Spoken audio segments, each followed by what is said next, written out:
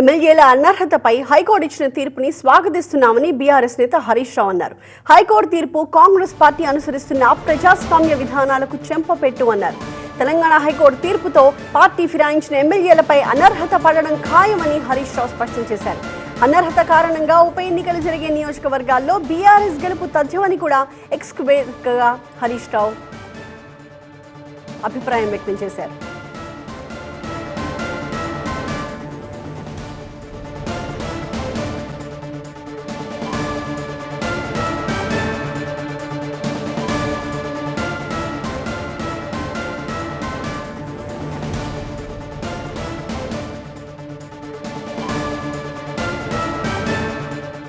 ఇది హరీష్ రావు ఎక్స్ వేదికగా పంచుకున్న అభిప్రాయం. ఎమ్మెల్యేల అనర్హత పిటిషన్లపై తెలంగాణ హైకోర్టు ఇచ్చిన తీర్పుని స్వాగతిస్తున్నాం. ఎమ్మెల్యేల అనర్హత అప్లికేషన్పై హైకోర్టు ఇచ్చిన తీర్పు కాంగ్రెస్ పార్టీ ప్రజాస్వామ్య విధానాలకు చెంపబెట్టు.